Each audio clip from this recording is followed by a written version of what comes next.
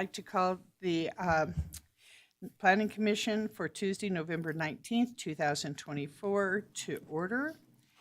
Notice to the public, members of the public who wish to view the meeting may, how about members of the public may provide public comment in advance of the meeting. What am I doing? I'm reading the whole notice. I apologize. I'd like to call this meeting to order, and I'd like to have a roll call, please. Chair Preston, Here. Commissioner Borders, Present. Commissioner Brooks, Here.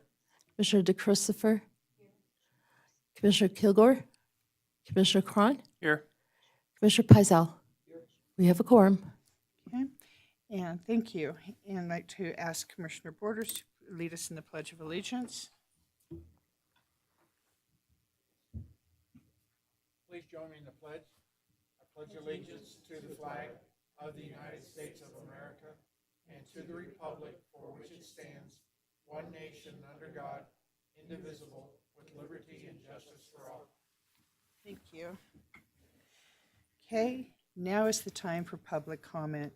The public is invited to, at this time, to comment on and discuss any subject that's relative to or within the authority of this public body. Okay. All right. Okay, what I'd like you to do is please sign in, state your name clearly, push the green the button so it turns green, state your name clearly, and you are limited to 3 minutes. Okay, thank you so much. So my name is Lisa Partee. I'm a citizen of Carson City. Was looking at your website to get the agenda today, and I just noticed, I said, wait, why are we going to the meeting tonight? Your website on carson.org says meets at the last Wednesday of the month, 5 p.m. So maybe if you guys could update it, if it's supposed to be Tuesday, maybe fix that so more people can show up at these meetings. Thank you. Thank you. Okay. Mr. French?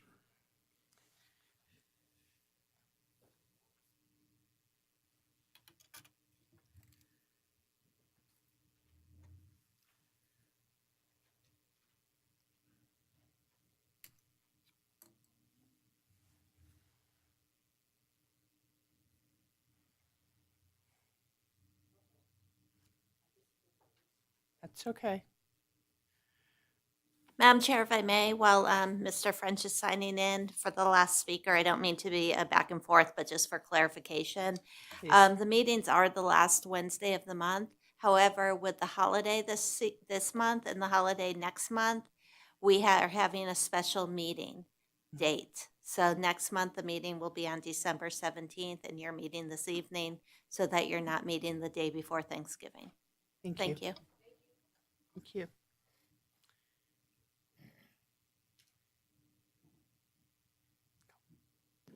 Thank you. I think the Linda was probably just letting you know that you want to update to say same thing as. Oh, Denny French, Carson City. Thank you. Well, as you all know, pretty much the same kind of pants are going to be worn every time I come to a meeting because they're comfortable, and I only found them in green, so I've got several pairs. But the main thing is, nothing's really changed about my perspective on the master plan.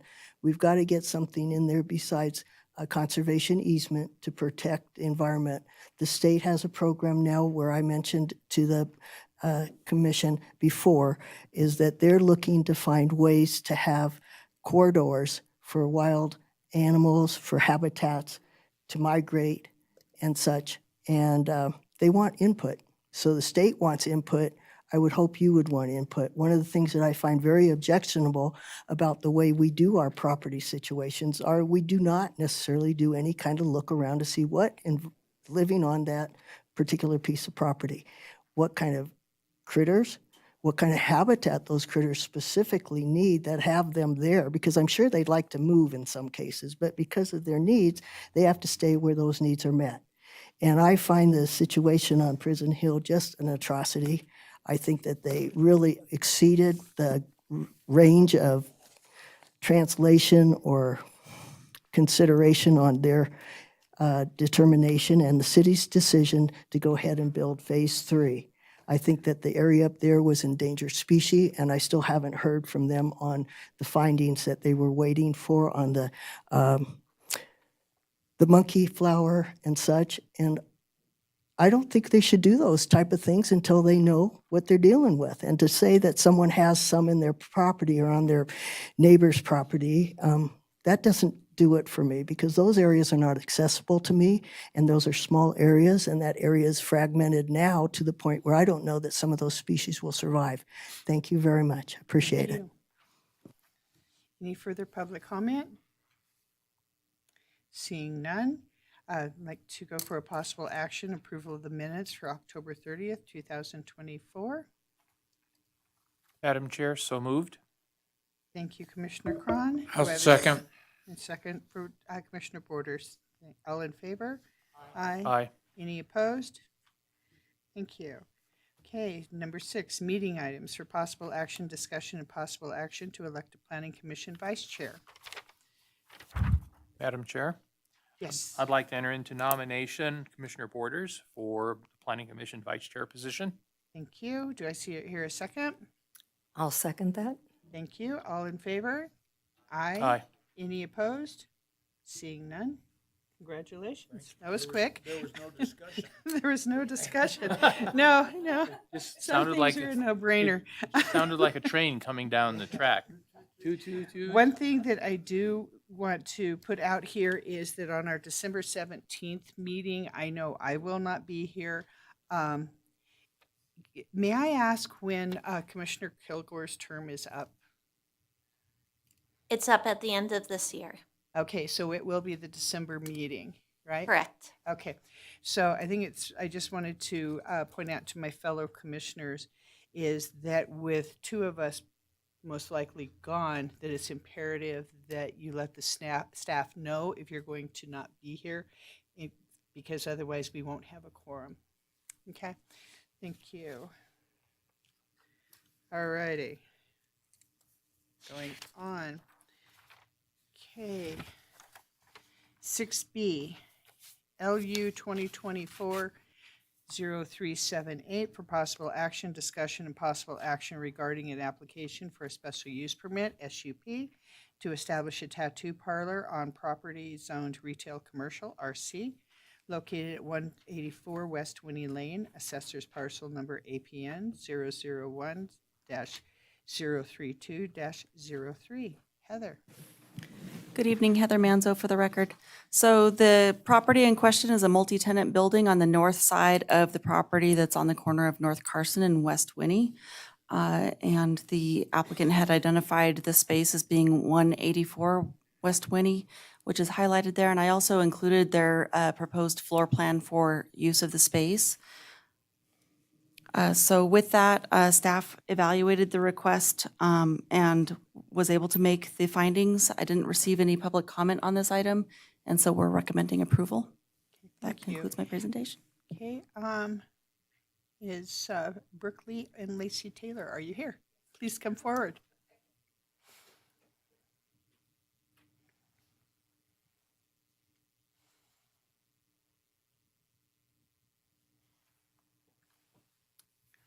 Hi. You can breathe. Do you both of you at least, do you have your, push the little green buttons? That way we can hear you. All right, and would you like to state your names? I'm Lacey Taylor. I'm Brooke Lee. Thank you. And have you read the conditions of approval? Yes. Okay. Did you have any questions about them? No, ma'am. Okay, great. And let me ask the commissioners if they had any questions for you as the applicant. Madam Chair, Yes. just as a matter of correction, there are 5 conditions of approval. We have 1, 2, 1, 3, 4, I think, 1, 2, 3, 4, 5, so it should be 1, 2, 3, 4, 5. But if they've agreed to all 5 of those conditions of approval, regardless of how they're numbered, I think that's important. We'll get that corrected. Thank you. Thank you. Commissioner DeChristopher. Yeah, question for the applicants. I was looking at your floor plan, and you have a bathroom, and then you have the hand sink Yes, ma'am. outside of the bathroom. Is the bathroom itself then without a hand sink? Is No, that it has a shared? hand It sink. We does. have to have a separate one. Okay. So, and we just put it outside the wall for plumbing purposes, honestly, so we don't have to change much. Okay, Yeah. great. Thank you for the clarification. Of course. Commissioner Brooks? Thank you, Madam Chair. I'm always curious when new businesses come to town. Is this a business relocating from somewhere else, or is it new? And if it is new, is it your first business? So it's a type of relocation. My husband and I owned a tattoo shop in Reno. He recently passed in August. And so myself and our apprentice have decided to move back to Carson. He tattooed for 22 years here. This is our home. This is where we live. And so we decided to come back here. So Great. it Well, was an unplanned relocation. I understand. Well, I'm sorry for the loss, but that's a pretty resilient story. Thank you. Commissioner Cron?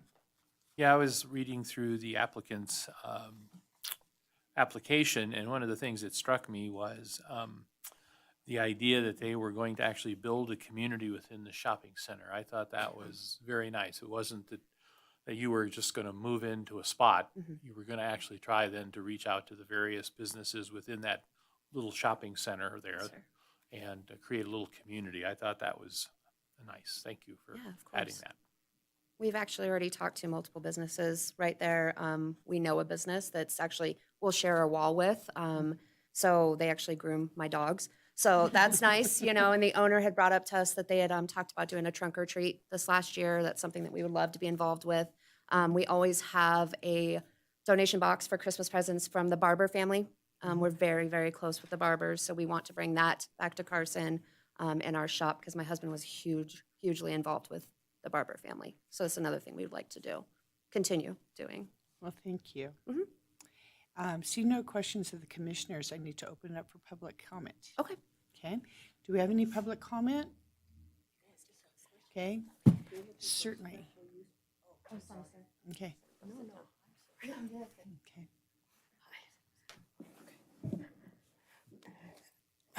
Denny French, and I think I'm going to have my name tattooed to the bottom of my foot. So. But the main thing is I appreciate the fact that they're going for a business, and I want to just encourage everybody to consider new businesses as welcome guests as long as they are as conscientious as the young lady just before me. Thank you. Thank you. Okay. You need, yeah, come on back.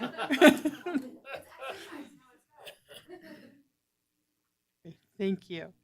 Okay. And seeing no further comments from the commissioners, okay, I'd like to take a motion, please. Madam Chair? Yes, Commissioner Borders? Oh, I got outbuttoned here. Go on, be my guest.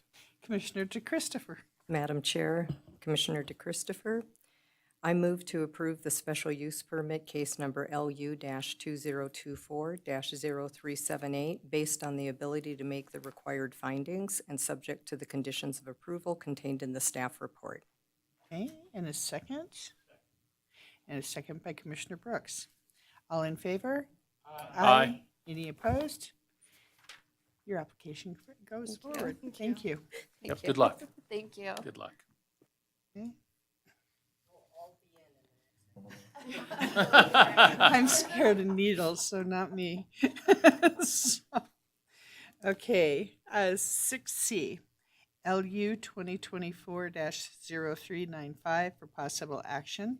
Discussion and possible action regarding a request for a special use permit, SUP, to allow for the construction of a snow removal equipment storage building on property zoned public regional, PR, located at 3420 College Parkway, Assessor's Parcel Number APN 005-01105. Heather. Again, good evening, Heather Manzo for the record. So this request may be familiar to most of you as the special use permit had come forward before the Planning Commission in May of last year and expired May of this year. And so the airport is ready to rock and roll on the project and has come forward again for approval of the special use permit. So what this essentially highlights is where the project area is. The circulation will be within the airport site itself. And the request is to provide that housing for the snow removal equipment for the airport site. Staff is recommending approval of the request as we were able to make all of the necessary findings. We didn't receive any public comment, and the applicant is available if you have questions. Thank you. Thank you. Would you like to come forward, please? Okay. And state your name, please. Corey Jenkins, Airport Manager, Carson City Airport. Okay, thank you. Looks like Commissioner Cron has a question for you. I was actually for staff. And so for Heather, based on, since we've seen this permit before, or this request, are there any changes to the conditions of approval or finding of facts in your staff report? Or are we basically, as I read it, it sounded like it was basically the same thing that we'd seen, over a year ago. So I just wanted to be sure that was correct. That's correct. There have been no changes to code since the application was originally approved by Planning Commission, so the recommendation's the same, including the conditions. Okay, thank you. Okay, thank you. To Commissioner Borders. Heather, is this the same piece of property that we also looked at for the movement of the weather station? Isn't this on that same piece of property? So this is actually the original location of that equipment. It was moved to It was accommodate. moved to the other side of this lot, if I remember. Yeah, it's a pretty good bit east Yeah. of this current location. And it was moved actually in anticipation of this project. Okay. So there is some relationship between the two. There is, yeah. Okay, all right. Well, I remember the movement and I remember the properties, and thank you. Okay. Any other further discussion? Okay. And I think one of the things that we kind of discussed previously on these special use permits, especially if they're done with different kind of funding, is there anything that the commission can actually say, is this a grant? Do we have guaranteed funding? Is this what it's going to be, so that we don't continue to extend these grants? I mean, extend these special use permits.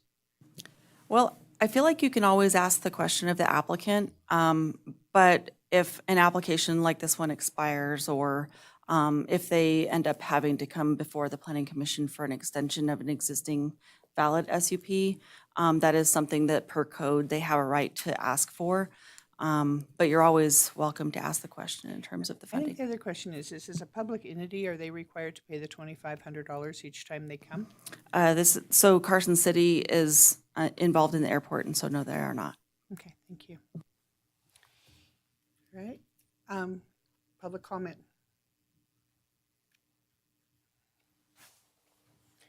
Okay, please stay.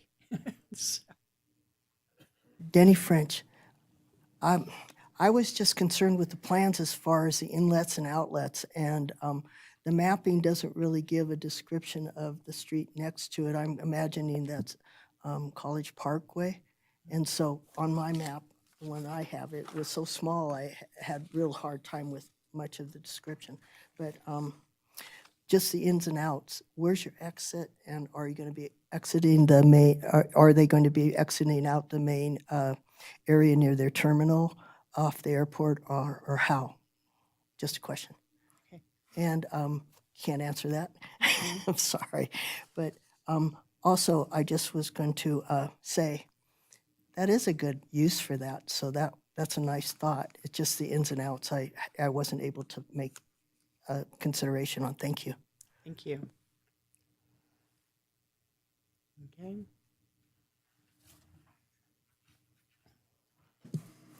So in terms of access to the snow removal building, the access is only provided within the airport itself, because that's the intention of the request, is to operate the plows within the airport. So there's not going to be any access coming from this site onto College. It's just on the airport property.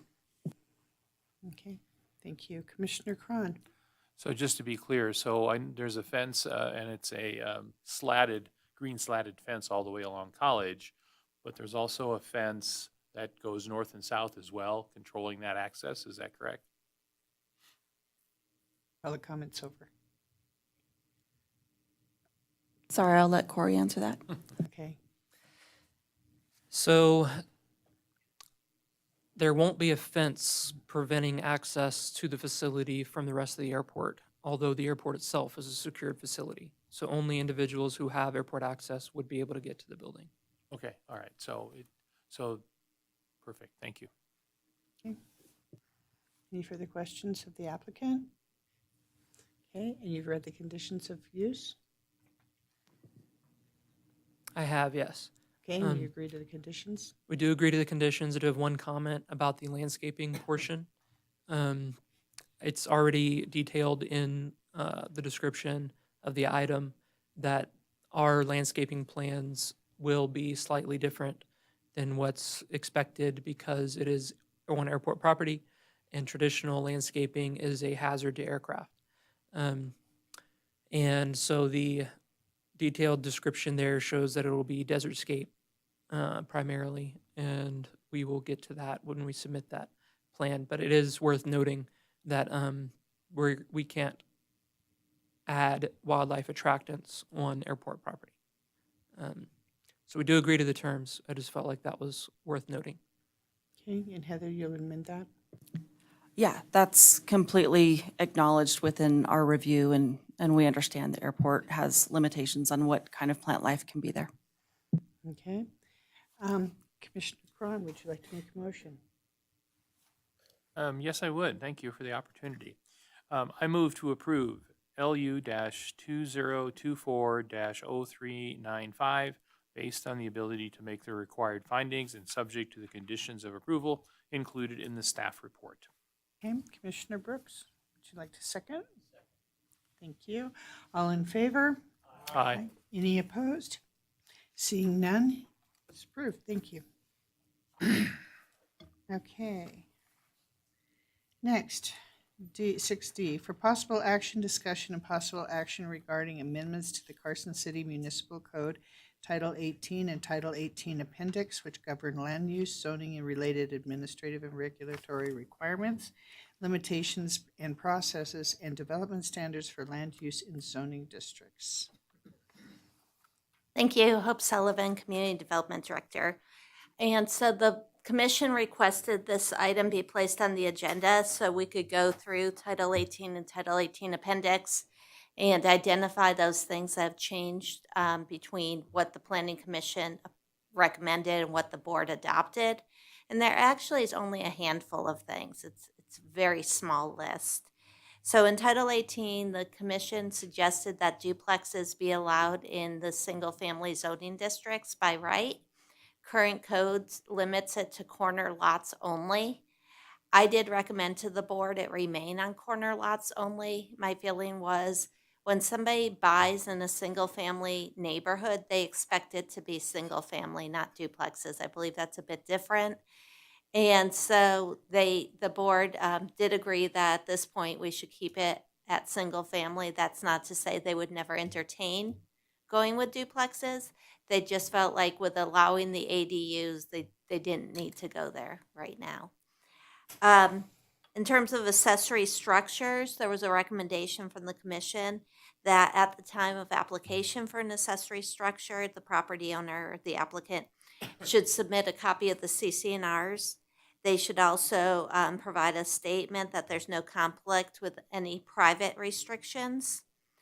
There was a requirement suggested by the Planning Commission that the architectural style of the accessory structure be compatible with and complementary to surrounding buildings, which surrounding buildings is a little bit vague.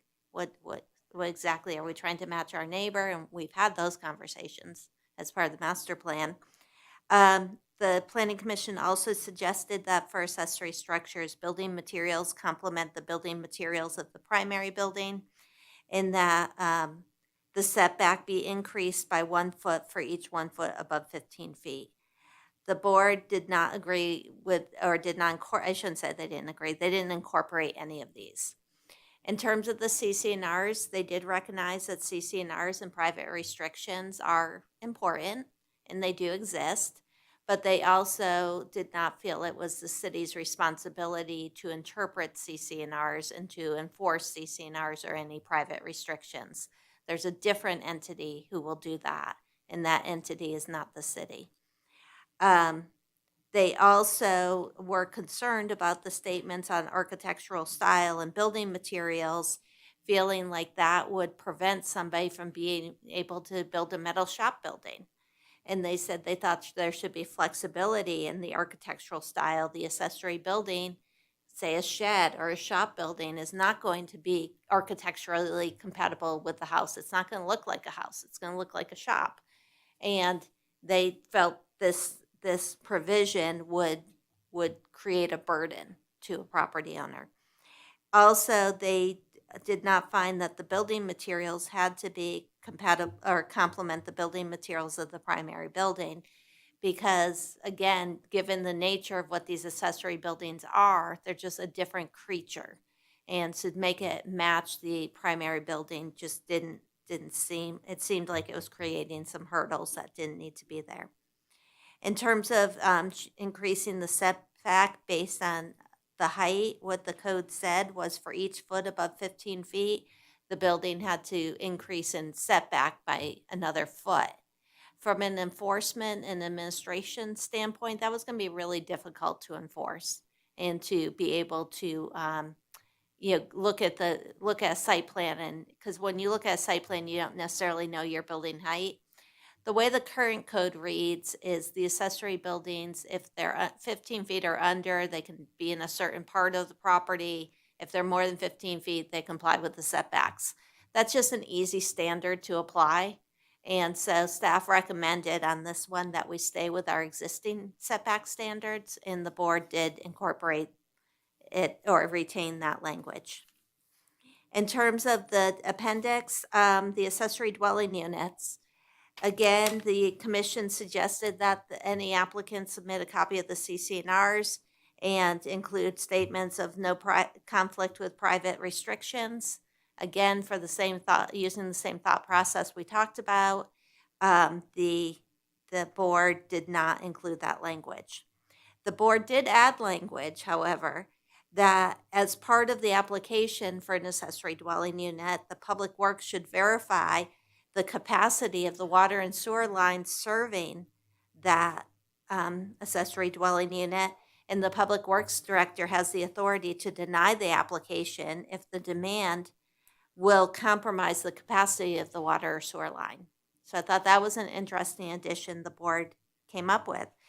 They also removed the requirement that you had recommended. Actually, you did not make this recommendation. The board recommended. The board put this in at one point, but you technically recommended it because you kept it in there.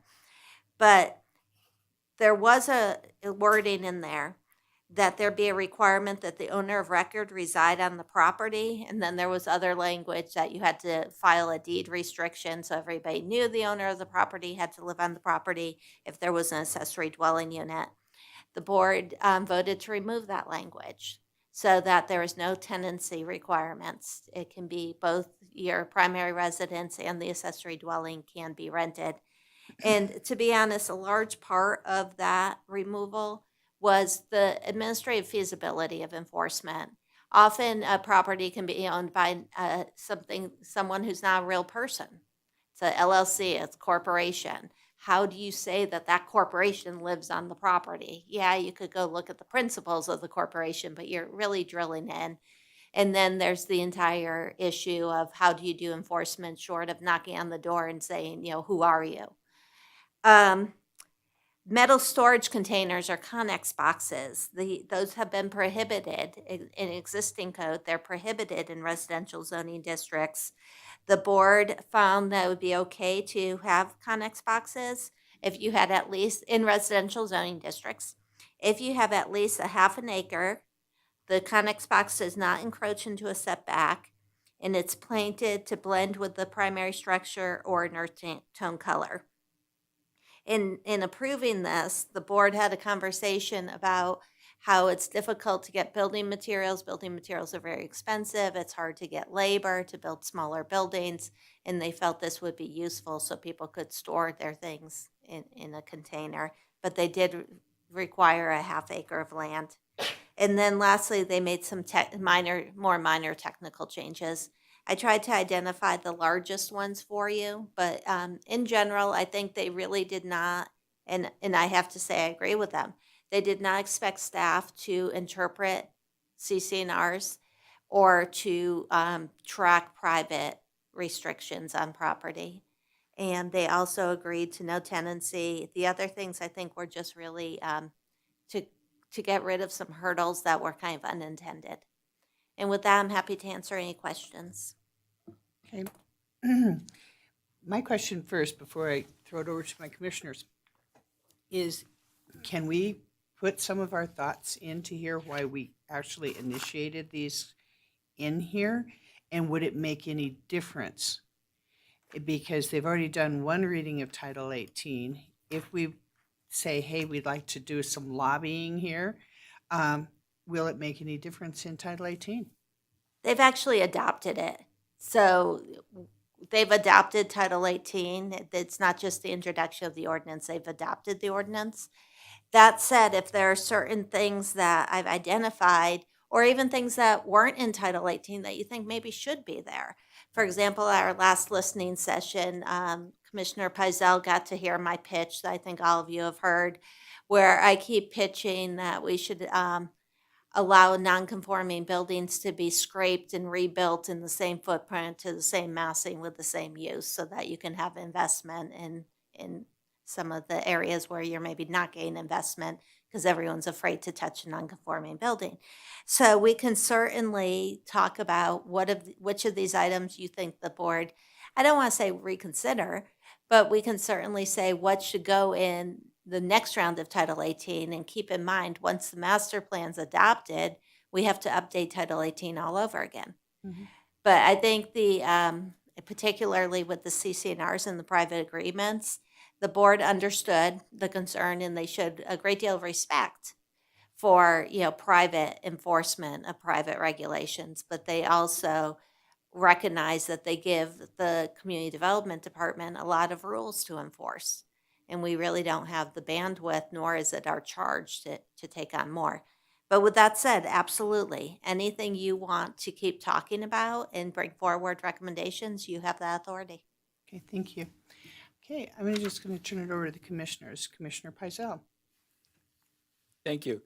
I have to agree with Hope. I think, the non-conforming building, if you can scrape and get people to reinvest in a property, I would certainly advocate for that. I'm a little concerned about the building height and setback issue. There's a house on Cortez, two houses side by side on Cortez between Sonoma and Kitchen. One had to go through a special use permit to get an accessory dwelling unit on it for their mother-in-law. And the building right next to it went through a building permit process to create a two-story garage because the property owner wanted to put a lift in so he could repair his motor homes. That led to the divorce between that property owner and his wife. But needless to say, the two-story garage created a much greater impact on the neighborhood, especially the adjoining properties, than the accessory dwelling unit, but they had to go through a special use permit. And I think that's something we may want to look at in any code amendments that come down the pike. All right, Commissioner Borders. Couple things. And looking at this again, it looks like the difference between an ADU and an accessory building that we seem to be treating differently. And I understand why we would treat them differently. Yes, a shop is a shop and it's not an ADU. But I just think there's some things we can do with those two items, maybe in the next go-around, that will make them more compatible with the neighborhoods and the things they're trying to do. The other issue is the CCNRs and the restrictions. At one time, I know we asked when we submitted it forward that they submit the CCRs and they acknowledge that they have complied. I would have been as satisfied with just a note on the application that says there are CCNRs in my neighborhood and I'm complying. Not that we have to check it, but that they make a statement that says, I'm complying with my neighborhood CCNRs. My recollection is there is a statement in the new code that says it's an affirmation of compliance. Okay. Well, if there's an affirmation of compliance, I don't have nearly as much problem with them taking these wordage out.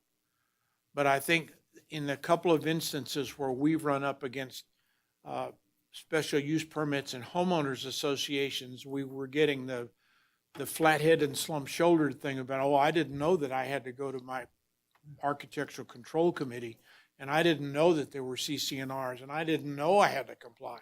And that puts the onus back on us. I would just, if there was something in the application that says there are CCNRs in my neighborhood and it's okay, that's fine with me. If they've checked that box, I don't have a problem with pressing on as a planning commission, but I would like for some kind of an acknowledgement there. And if you say that's there, then I think that's terrific. And finally, when I read the thing about the Connex boxes on a half an acre, all right, if I put one in my auxiliary driveway at my house and it's 35 feet off the highway and it's right in my front yard and I paint it green or brown or whatever, that makes it acceptable, and I just don't think that's right.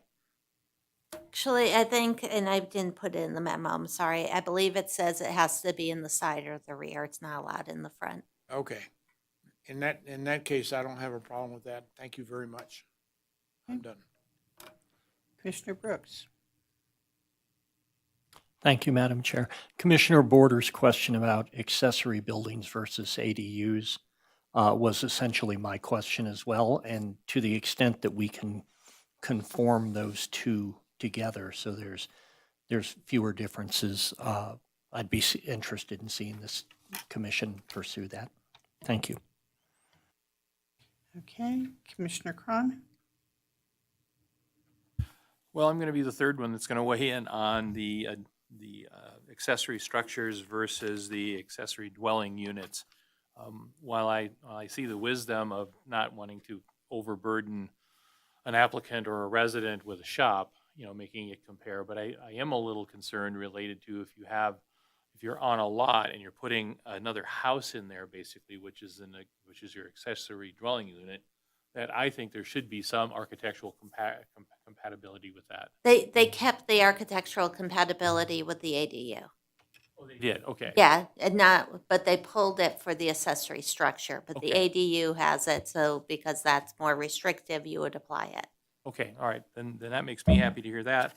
And then also with the Connex boxes, I'm just a little still concerned about half an acre lot having one of those big things on it. It might work okay in the backyard, but just from a scale perspective and a size perspective, I'm a little concerned, and it's not that I'm opposed to it in a residential lot. I just think half acre is an awful small one, and if you had 3 or 4 half acre lots next to each other and you put 4 Connex boxes, which you would be able to do based on what I'm reading. No, you're limited to 1 Connex box per lot. Correct, but if you have 4, 5 In the neighborhood.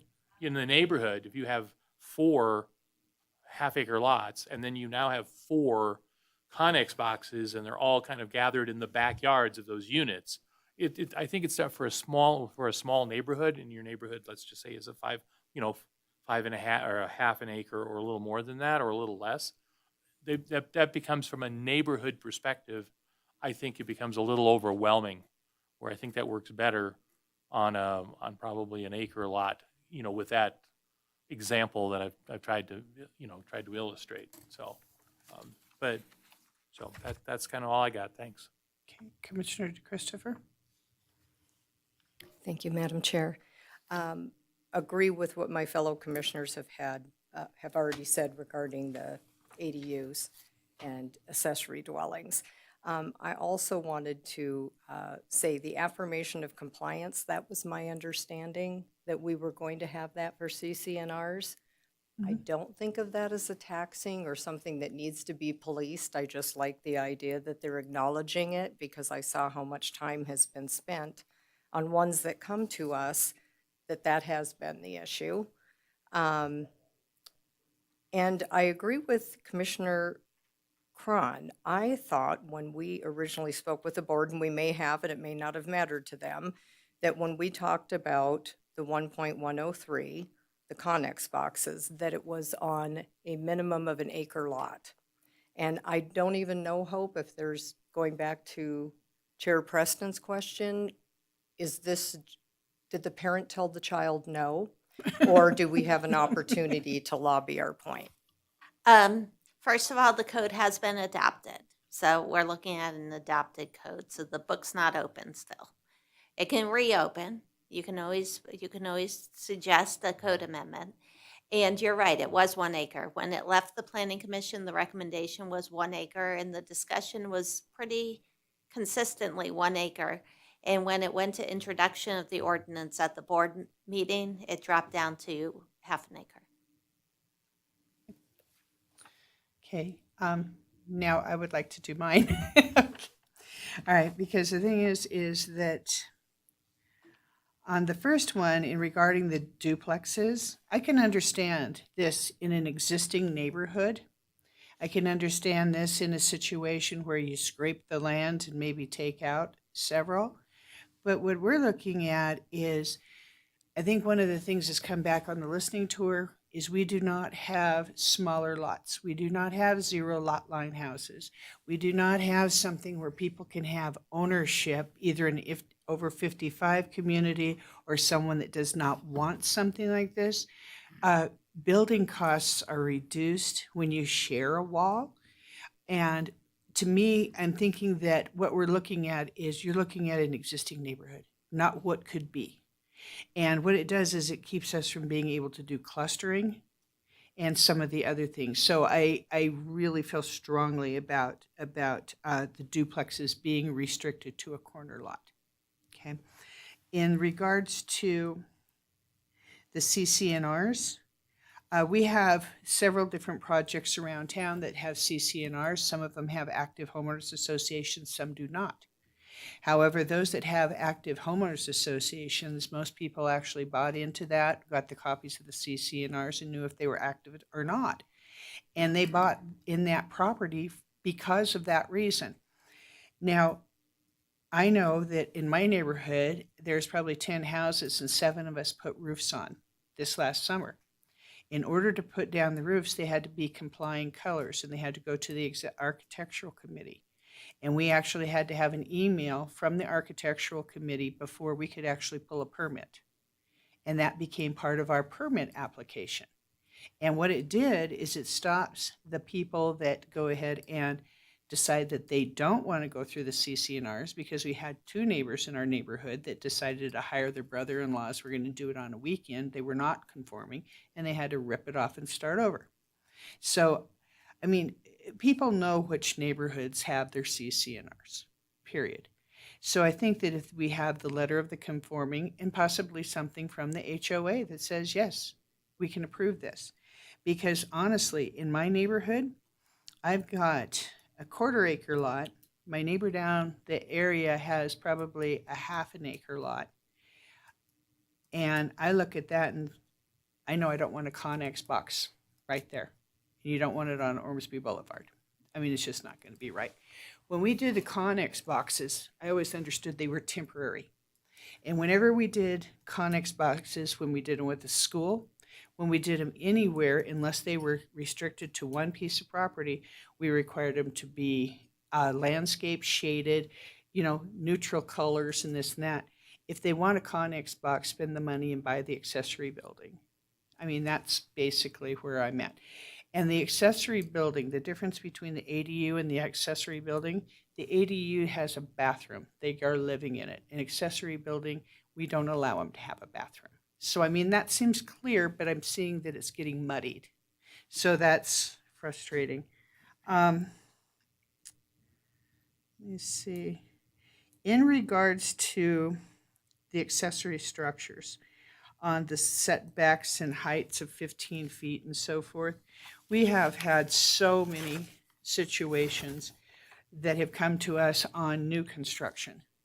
And so if somebody has had a house in a neighborhood for quite some time and they're used to having a one-story house, like you're saying, and then all of a sudden there's a two-story accessory structure there and they didn't expect it to come, in there, it's not coming through a special use permit because of the Title 18. It would be something that would be done through your office.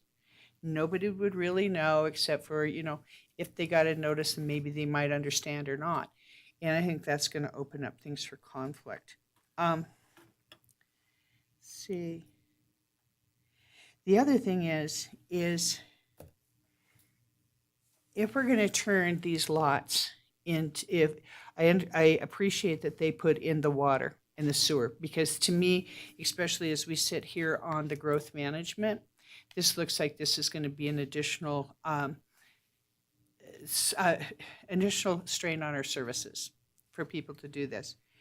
But then I also look at this, is an ADU going to be a long-term rental, short-term rental, Airbnb, or is it just whatever that individual owner wants it to be? Because if it's an Airbnb, that's going to have different type of restrictions and it's going to have different type of a use as to somebody that's going to the college and renting out my former garage. The other situation I have is parking. Because I've been in communities and lived in communities where they allowed the ADUs and they were garages, they were old potting sheds. We even had some old, what do you call them? Spring deals, the rock buildings and so forth that they turned to ADU. And they put them all around the Capitol in Olympia. You cannot drive down the street because there's parking on both sides and they still have a real hard time getting in and out. And it's restricted it so far that it has actually run out the businesses and run out the business of the state when they were there too. So those are my things that I wanted to put out there too. And so I still have commissioners wanting to add more. So Okay, just real quickly, in terms of, you made a mention that the ADU could be short-term rental and Airbnb. If it's in a residential zoning district, it may not be less than 28 days. It may not be Airbnb, vacation rental by owner, whatever you're calling them. The way we interpret the code is you're not allowed to have a transient use like a hotel in a residential zoning district, so that would not be allowed. There was conversation early on with Title 18 when there was discussion about ADUs, and there were citizens who were equating the ADU to a short-term rental.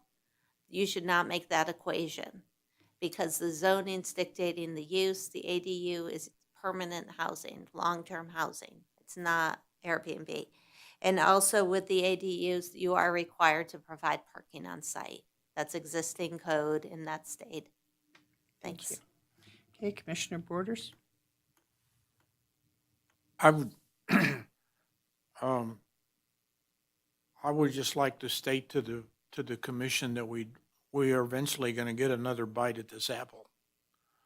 And things like the Connex boxes on a half-acre lot, if we adopt a rural residential and a urban residential zoning districts, our land use plans, we can try and carve some of these things into those new districts and have them work that way. But we can't change anything now.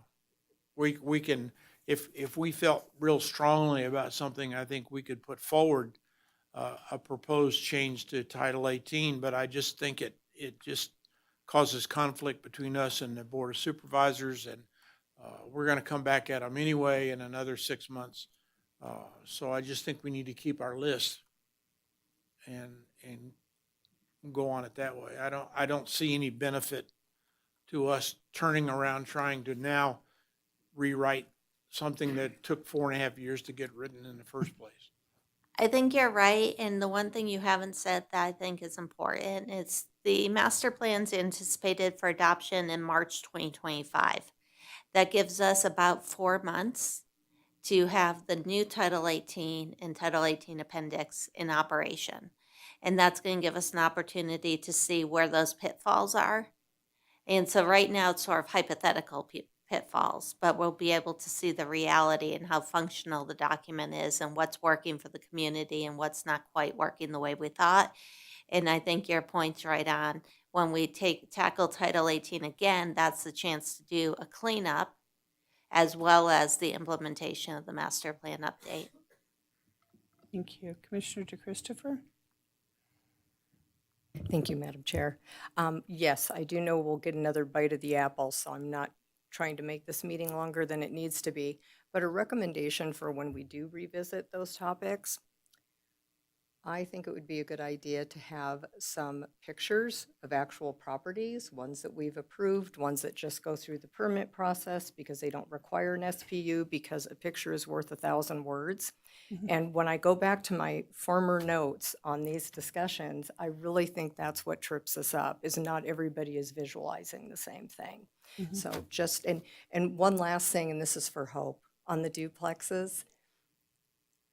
I understand that in an existing neighborhood, but just a thought. I know they're very successful in other states where they have, and they're very small planned communities, but recently we were just talking about the Eastern Corridor and what we could do up there. And they do a mix of duplexes, smaller single homes, senior living buildings, more along the apartment lines, just to give it that real mixed use feel. And in doing that, they also get some affordable housing. So I'm hoping we can keep that one on life support. Okay, Commissioner Brooks? Thank you, Madam Chair.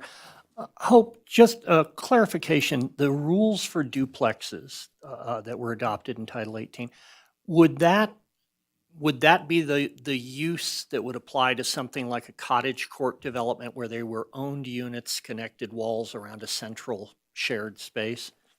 Or is there no provision for something like that currently? In Carson City, we call that attached single family Okay. as opposed to duplex. And I'll also say, based on what Commissioner Christopher just said, our planning manager, Heather Ferris, has been working with the DA's office on the tiny home regulations that will be great. coming in. And so your idea is interesting because that, I can't remember, I think we were looking at the mobile home park zoning district for that. But there are zoning districts that aren't single family that can accommodate what you're talking about ultimately. Thank you. Okay, Commissioner Cron? Just a real quick acknowledgement. We've been talking about the duplexes, and one of the public comments that we received was from Chelsea G. And I thought she did a great job in a very short period, in a very short couple paragraphs, of really kind of explaining the dilemma and maybe not so much, and the benefit of allowing the duplexes to be scattered throughout, single family homes. So I wanted to thank her for sending in her public comment, because I certainly appreciated reading it and kind of her perspective on it. So I just wanted to give her a shout out publicly. Thank you. Okay. Ready? And this was just discussion only, correct?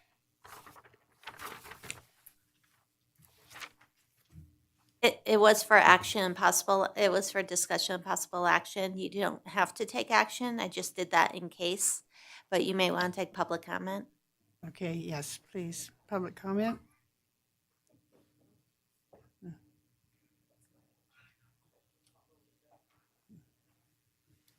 Thank you, Chair. Denny French.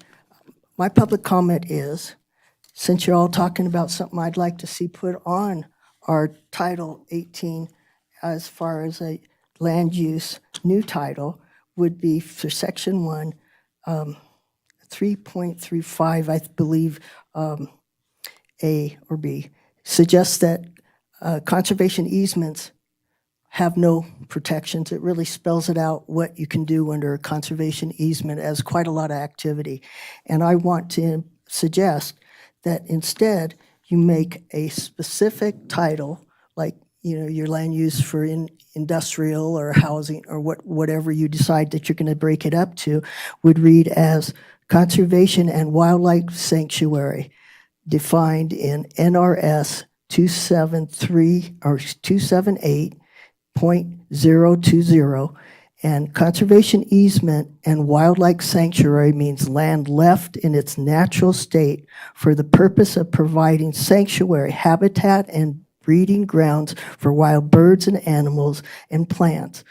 The term includes forest and service, and I would like that to be considered. There is nothing in what I've read that will protect what we considered protected, like Prison Hill. It wasn't, and it isn't being. And that was what my interpretation of their master plan and their mission statement. And so I was very disappointed, but their interpretation was broad, and I don't want to leave that broad space for people to fill in with what they're doing up there again. And we have very few jewels like Prison Hill, and the habitat up there hasn't even been researched enough to know what they've got. They had a main list of critters, but I've gone up there, and many of those critters you don't see till after dark, like the scorpion. They do have dark night tours to look for them, but a lot of things you don't see. So a lot of things I think are missing. I haven't seen an eagle out there, and people say there used to be. But my thing is someplace there has to be in this Title 18 protection, and I think this suggestion is one I would like you to take into consideration. Thank you very much. Thank you. Further public comment? Madam Chair, if I may, I just read the letter Commissioner Cron alluded to, and I think in the expanded downtown, that's going to be a neat opportunity to look at the duplexes as opposed to the single family. It just I think if you think about Midtown in Reno where they did things like this, I agree, it's really cool, and I think we do have that opportunity here. But I think the opportunity may be in the downtown area. Okay, thank you. And I think what I'd like to do is just go ahead and ask the commissioners, do you think that, this was enough to actually put our thoughts, on the record and know that we have the opportunity to go ahead and address this in the future? Or would you like to entertain some kind of a motion? At the very least, I'd like us to commit to setting aside time during the review of the master. Put your mic on and identify yourself, please. I'm sorry, Madam Chair. At the very least, I'd like to see us as a group commit to time. Maybe that's a workshop, maybe it's just a period of another workshop in our review of the master planning document to see what we can work of these concerns into that process. Okay, Commissioner Paiso?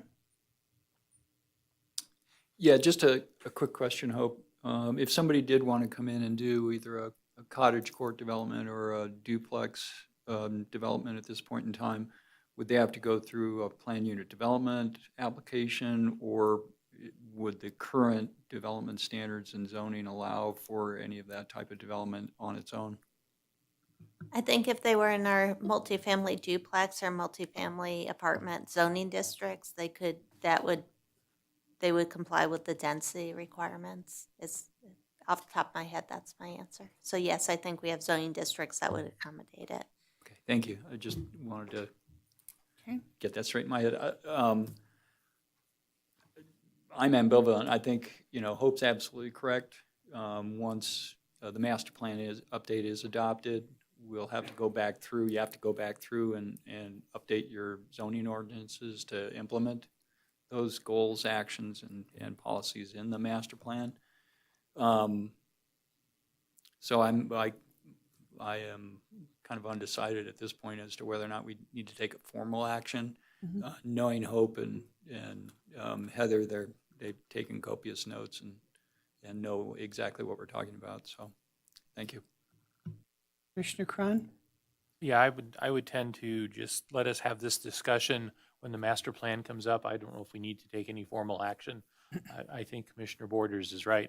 I'm not sure we want to get crossways with the board necessarily until we have another context within which to bring forward some of these ideas in a little different context. And, you know, we might be able to sell them on it in a little different context. So yeah, I'd rather not turn this thing into something that becomes um, a controversial situation between us and the board.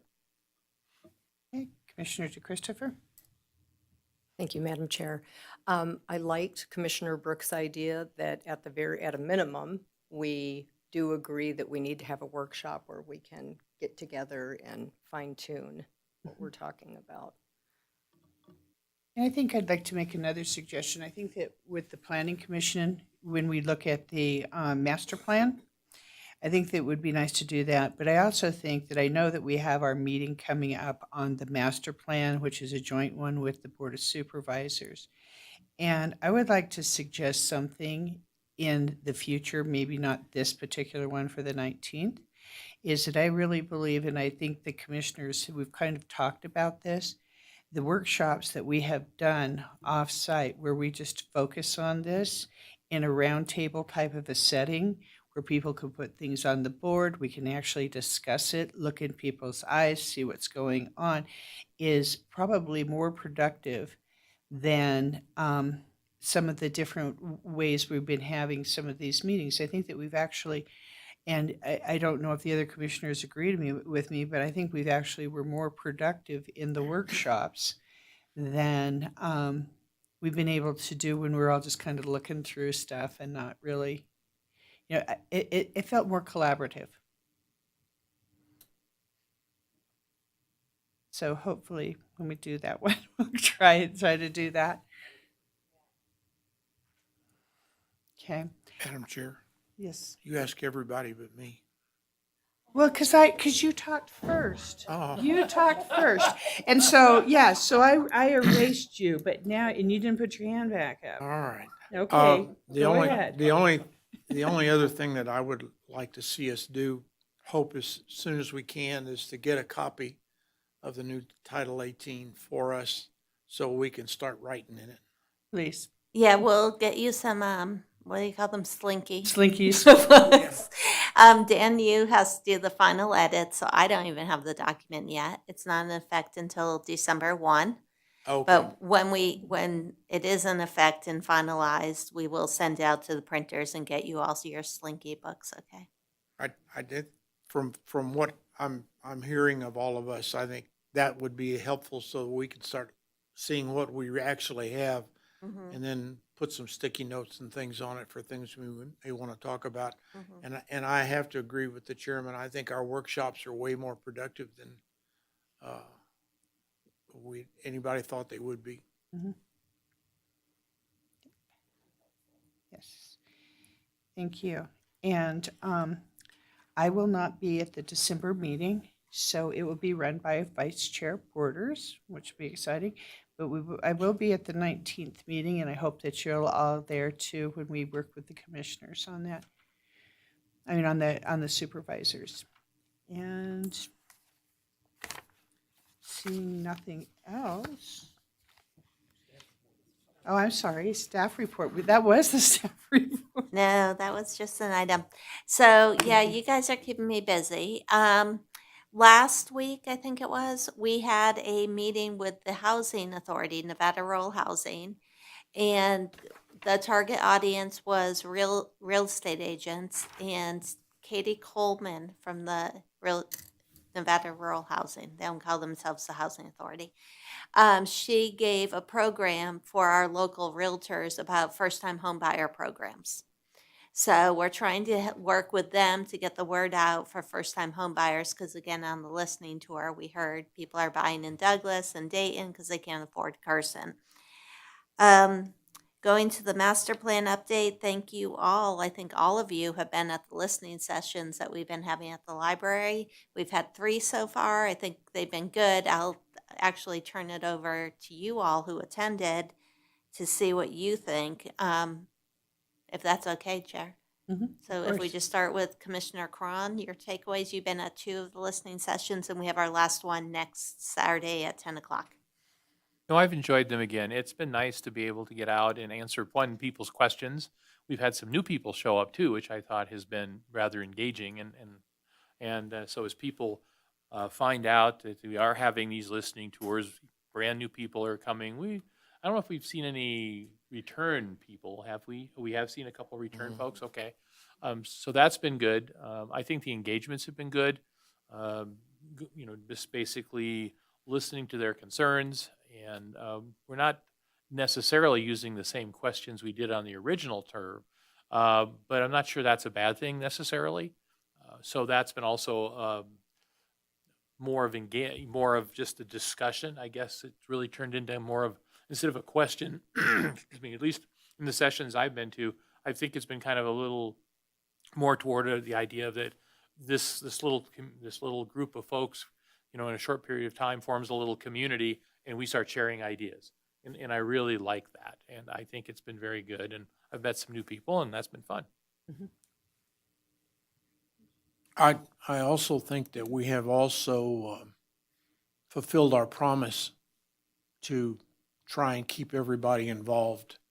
And, even if you don't have it go your way, at least we've had civil conversations and interesting conversations. And I think that's probably more important than anything else right now, is to keep the community involved and keep them interested. And I think the one thing is, like the last listening tour I went on, is that I really enjoyed hearing more about the over 55 communities, wanting people to have the shared amenities, have the more of the zero lot line. Maybe the front yards are maintained. They can put their dog in the back and nobody sees it. They don't care.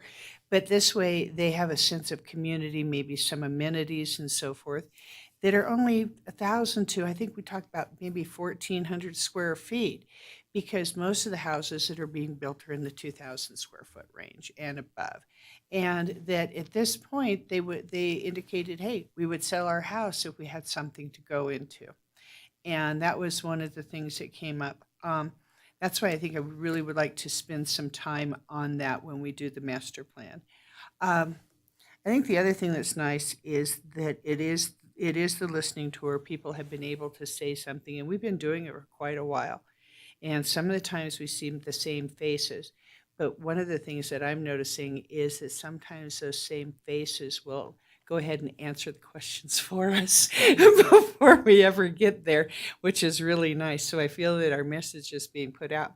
I think the other thing that's important is there's things that they realize that we're very clear as to what we can do and what we can't do. But we've also taken the things that we've learned on the listening tour and shared them with our supervisors. So the supervisors have some idea of more of what is going on with the pulse of the community. And because we have the ability to sit in these smaller sections, and it's like Vern said, you create a community within a couple of hours. So that's my feeling on that. I definitely feel like we turned the corner at this last one because it's become more conversational. It kind of reminds me of the difference between how we have conducted our joint sessions with the supervisors and doing a workshop. And what's happened with that is we've evolved from everything has to be a single family home to all of these other needs. And the people who I think were entrenched in that single family home, they're coming around. And that's what I mean by the turning point. They're like having conversation with people now and better understanding of what people are looking for. The other thing I wanted to call out for Hope is I think what was so tremendous at this last one, and both Rob and Vern were there as well, they really appreciated all of the information that you gave them because it made them realize not only have they been heard, but you were talking to them at a level that you knew they understood what you were talking about. And I think people walked out of there feeling very good about that. The last thing I wanted to comment on, because I I personally had not seen this in prior sessions, but was really excited by it. There were people in this last one that are very active in our community, and they were already thinking about ways that they could take the message back to these other groups and keep the conversations going on particular things that were germane to them. So thank you for that. That was a really awesome meeting to attend. Unlike my fellow commissioners, I have not been to a library listening session yet. Saturday is my last chance.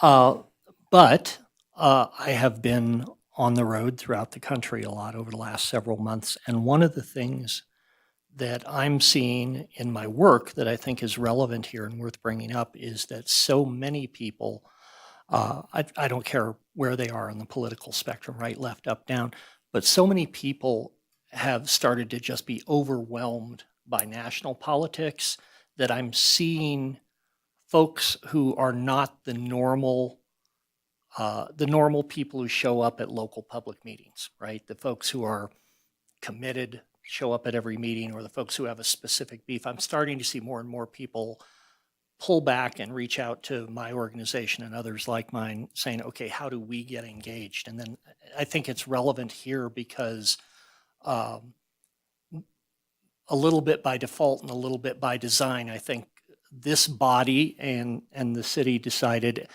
to engage in deeper than normal public engagement at a time when it seems like we were mirroring the national mood and a little more into, okay, how do we commit to providing input and making this community our own? So I don't know that that's useful in terms of our work, but I always feel better when I know I'm part of a trend.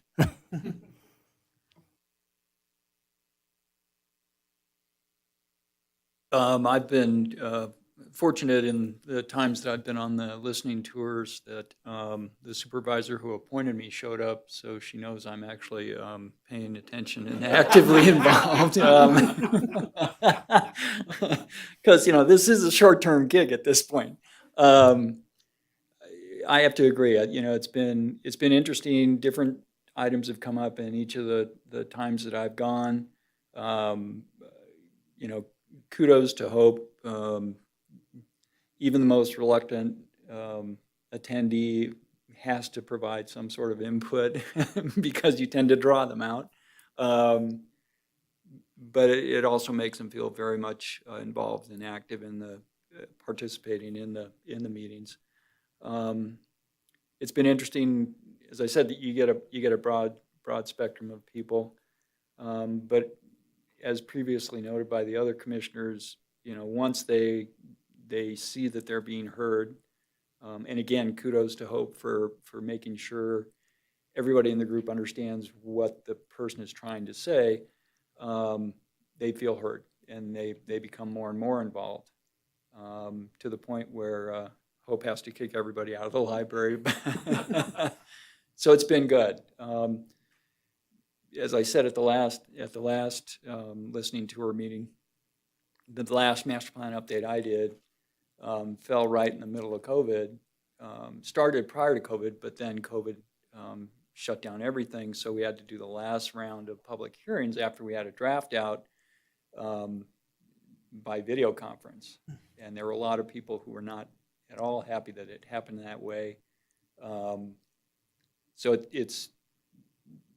we did get it approved, but some people still felt we should have had community meetings with the public, even though that was not safe. So it's nice to see one go in this manner. And the outreach, you couldn't ask more with regards to trying to get people involved, and I have to commend Hope and the staff for doing that. Mhm. What Commissioner Pizell doesn't know is it was you all who said, we're going out to the community. And we're not making them come to us, we're going to them. And so that's what we've been doing, and I agree with all of you. I think we've come a long way. I think it turned into a conversation because we were telling them how we took the input and turned it into the plan and where the plan is now. And I think that's why they felt heard, because we could point to exactly what we heard and say, here's what the plan says, or here's what the plan says, but we didn't like that and we changed it. So, yeah, we'll keep it going. One more to go. Also on the master plan, you should have all received land use maps tonight. And thank you for Commissioner Cron. He gave me a good idea. I was like, oh gosh, we have to work through the map. We're gonna need another workshop. And Commissioner Cron said, well, why don't you do 2-on-1s or 1-on-1s with us first, so we can kind of drill down and look by ourselves or just with one other commissioner before we go ahead to a workshop. And I think that was a great idea. So if you all can just kind of study those maps, I think Cecilia has, if not all of you, most of you on the calendar right now to sit with me and Heather and give us your input and just questions, and we'll just talk through it. So that's the master plan. So I haven't set up another meeting on the maps, but we will meet about them. I just want to go one. I think it's going to be more productive to do smaller groups first. In terms of future agenda items, you have a handful of things. You have a time extension for the Silver Oak Apartments. Those are the ones behind Glen Eagles. They feel that their special use permit hasn't expired yet, but they're asking for more time. The 62-foot amateur radio tower, there was an appeal of the staff's decision. That's now coming to you for a special use permit to exceed the height limit. There is a guest house over on Nye Lane that needs a special use permit. And let's see what this one is. Oh, an amendment to the subdivision conditions of approval for the subdivision that's at the east end of Railroad Drive. And it's bounded by Railroad Drive and like the freeway there. They want to just amend their conditions of approval for the tentative map. And you'll also actually have your master plan annual report at the December meeting.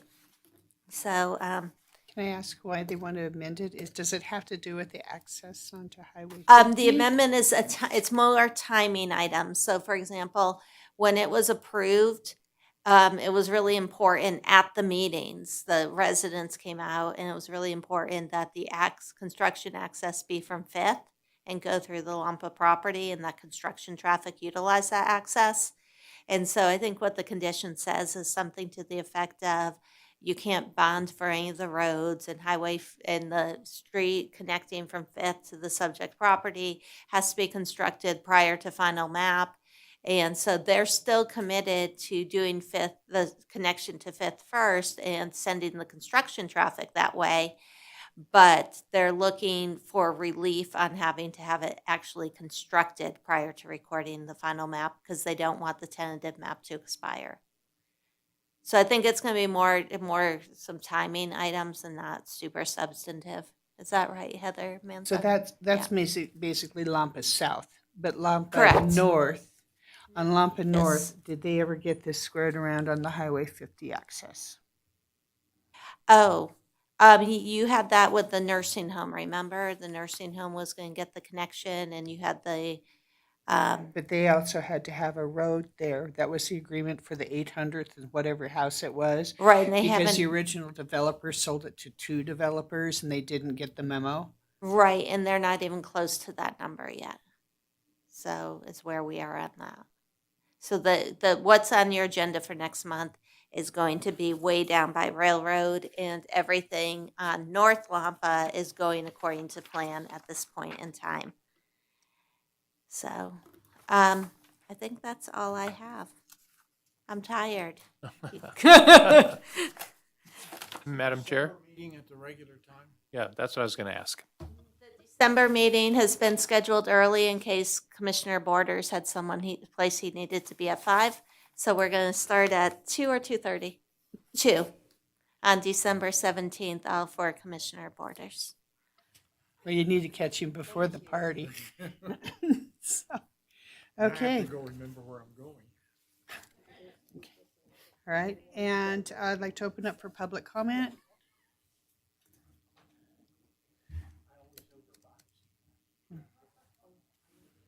Okay. Denny French, Carson City. I'm confused, but that's not unusual. But this time I'm thinking that I've got ears here, and perhaps somebody will take me aside later and answer it. I keep asking the question, how do I propose a new consideration towards a zoning? And I don't get answers. Everybody sort of passes it on. I ask, how do I get something on an agenda, and whose agenda should I put it on? I haven't got answers yet. I've approached people and they go, well, I'll ask so-and-so, or I'll ask such and such, and I'm going, just please follow through. I'll check back with you, but please ask and let me know. So I thought when we came up with these, this last item, that it was specifically to talk about those containers and such, and so I was a little confused when you got to little houses and duplexes. And so I'm going, well, it's in your Title 18, and I'm going, well, you're doing the master plan and such, but you're talking about zoning as well. So I just need someone to take me aside and say, Mr. French, this is not the proper time, this is not the proper way, and give me some guidance. And so I would appreciate that, but I do want to just thank everybody that has done the communication meetings at the library and elsewhere, considering the master plan. And I don't want to say too much about Hope because she should be hearing that from others. But the thing is that it really helps when you put it in plain language and that you're face-to-face with individuals. So if there's a misunderstanding, it can be taken care of right then. I don't have to ask 5 people and wait 3 days. And I'm not even sure I remember the question, and they're not sure they interpreted it right, so I might not even get it related. So I really appreciate everybody's time, and it's been a great learning opportunity for me. And on days when I can express myself, I hope that I always make sure I thank you. So thank you very much. Thank you. Okay. And we have a motion for adjournment. So moved. Second. Okay, Commissioner Borders moved. Let's do Commissioner Pizell. It's your turn. You want to second it, please? Thank you. All in favor? Aye. Any opposed? No. Thank you.